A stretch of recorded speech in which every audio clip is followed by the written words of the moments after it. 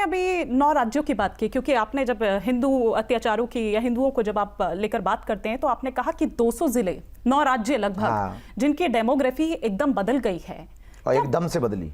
क्या वाकई ऐसा है? और जहां पर आप कह रहे हैं संस्कृति और इन तमाम बातों को, जहां पर प्रधानमंत्री मोदी जैसे शख्सियत हों, जहां पर सीएम योगी जैसा चेहरा हो, जहां पर आप जैसे शास्त्री जी हों, वहां पर क्या वाकई हिंदू खतरे में आ सकता है? जो आप कह रहे हैं कि 10 साल बाद की मैं स्थिति बता रहा हूं। इसीलिए तो हम जो बोल रहे हैं कि हमारे रहते हुए इसके गुनहगार हम भी हैं।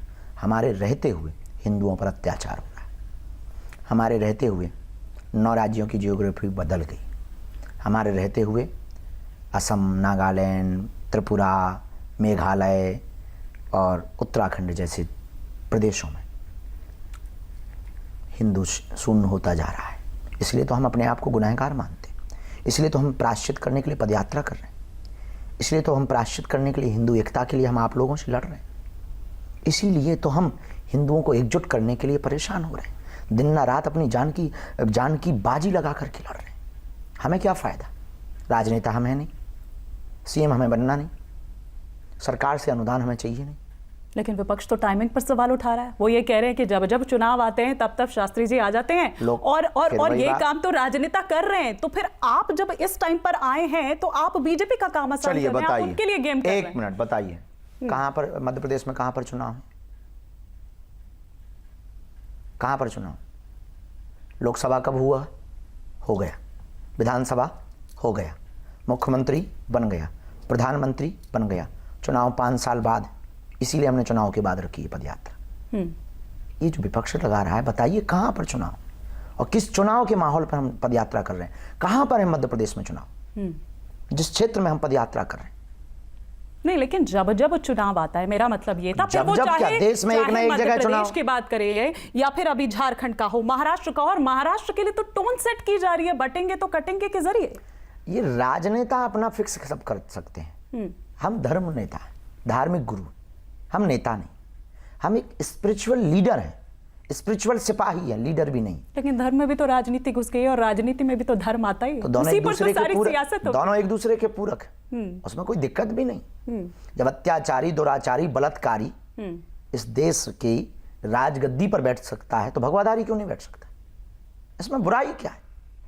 और हम तो भारत के संतों से कहेंगे, अब मठों और मंदिरों से बाहर निकलकर देश में और आगे आना चाहिए और सत्ता पे भी बैठना चाहिए। तो ये तो खुद मुख्यमंत्री योगी आदित्यनाथ ने कहा ही है, बटेंगे तो कटेंगे, और मतलब एक टोन सेट करने की। इसीलिए मैंने कहा कि चुनाव के दौरान और आप आए तो ये कहते हैं कि आप दरअसल बीजेपी के लिए बैटिंग कर रहे हैं और उन्होंने एक टोन यहाँ पर सेट कर दिया। लेकिन क्या बटेंगे तो कटेंगे का नारा ये सौहार्द पैदा करता है? ये सकारात्मक है? देश का यही दुर्भाग्य है कि किसी भी आदमी को बदनाम करने के लिए ये 2-3 तरीके।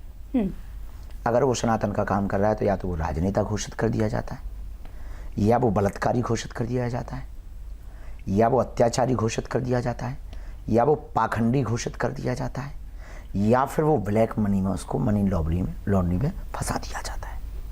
क्यों? क्योंकि इस देश को गजवाई हिंद बनाने वाले, इस देश को तोड़ने वाले लोग कभी नहीं चाहते कि सनातन की कोई बात उठाए, कोई हिंदू जागे, कोई सनातनी जागे। उल्लुओं को नहीं तो दिक्कत हो जाएगी दिन से। तो अब उनका काम है कहना, हम सभी सत्ता के, सभी पार्टियों के लोग हमारी डिवोटी हैं। 1-2 लोग बोलते हैं, यहाँ से भी बोलते, वहाँ से भी बोलते। कुछ बीजेपी वाले भी बोलते हैं कि बाबा तो किसी की तरफ नहीं देखता। कुछ कांग्रेस वाले बोलते हैं कि बाबा तो उनकी तरफ देखता। जो सत्ता में रहेंगे, सत्ता का विपक्ष निश्चित रूप से एक ना एक आदमी को पार्टी का सपोर्टर घोषित करेगा।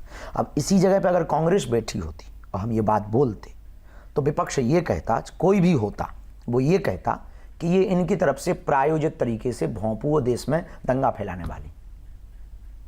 तो ये तरीका है उनके पास, और कोई ऑप्शन नहीं। हमारी बात का जवाब देने का और कोई तर्क नहीं, क्योंकि हम जो बोल रहे हैं वो फैक्ट पे बोल रहे हैं।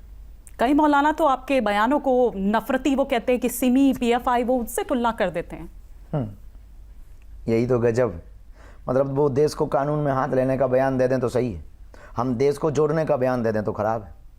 लेकिन महाकुंभ अच्छा, वो दीपावली को पटाखा फोड़ने का ज्ञान दे दें तो सही है, हम बकरीद पर बयान दे दें तो गलत है। वो मक्का मदीना में प्रवेश हिंदू नहीं होंगे 30 किलोमीटर पहले से, उनकी मस्जिद में उनके ही समाज की कुछ ऐसी जातियां हैं, शिया सुन्नी, अंसारी, पठान, खान, इनमें सब में ऐसा है कि एक दूसरे की मस्जिद में नहीं जा सकते हैं। अगर वहाँ कोई हिंदू चले जाए तो वो ज्ञान दे देंगे, पर अगर हम कुंभ में कह दें कि गैर सनातनियों का प्रवेश वर्जित, तो ये आतंकवादी